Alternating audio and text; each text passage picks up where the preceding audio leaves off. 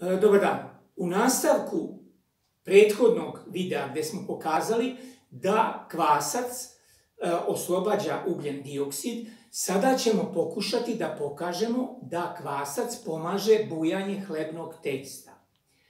Da bismo to uradili, mi bismo pravili pravo hlebno testo i koristili smo odgovarajući recept, a vaše majke ili ako vam neko pravi u kući hleb, on ima i također neki svoj recept. Naš recept je, koji smo uzeli iz jedne knjige, 900 grama brašna, 550 grama vode, imamo 18 grama soli, 15 grama kvasca. Sad, to mi posle smanjujemo sve za 10 puta i onda dobijamo odgovarajući uzorak.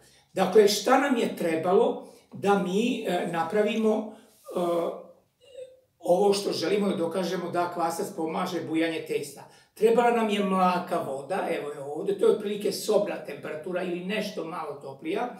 Zatim nam je potrebna vaga, potrebna nam je sol, brašno odgovarajuće koje imate i dodat ćemo određenu količinu šećera da kvasac bolje radi.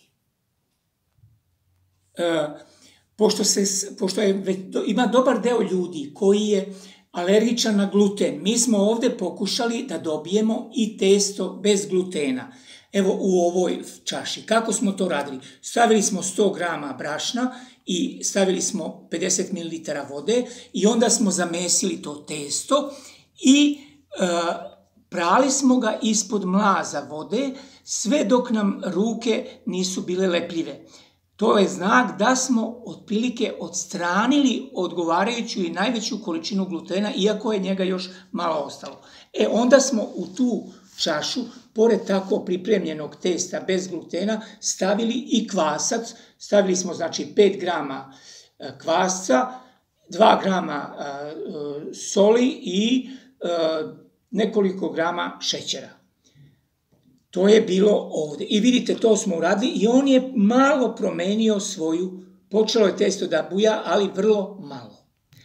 Ovdje smo imali kontrolni uzorak, gdje je samo stavljeno 100 grama brašna, ta mlaka, voda. I evo pogledajte, to testo ni posle pola sata nije se pomerilo od crne ove linije. A u ovu treću smo stavili isto 100 grama brašna, 50 ml vode, stavili smo, evo ovdje stoji 5 grama ovog šećera, 2 grama soli i 2 grama kvasca.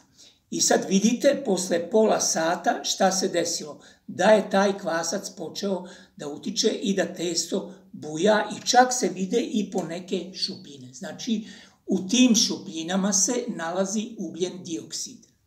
A za razliku od onog gde nema glutena, vidite da je ovaj sa glutenom vrlo malo se pokrenuo. Dakle, na bujanje testa utiče kvasac, ali utiče i gluten.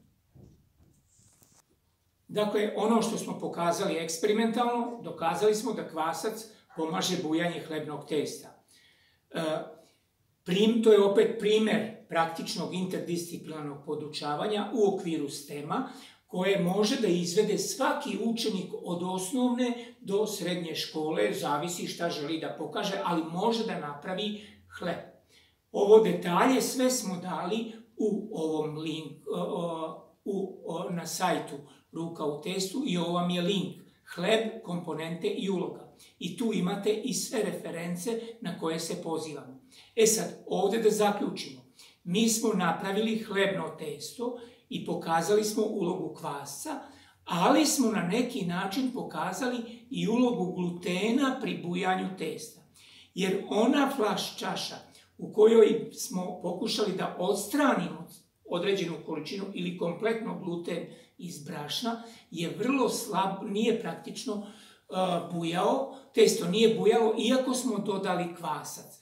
Zašto? Zato što kad nema glutena, onda ugljen dioksid jednostavno se širi po celom testu, a ne u onim delovima testa i da ostane i pravi šupljine zahvaljujući glutenu. Kad nema glutena, nema ni tih šupljina ili su vrlo slabe. Pokušajte sami, nadamo se da će vam biti interesantno i ovdje radite jedan posao koji vam izgleda neobičan, ali tako rade i naučnici. Hvala na pažnji.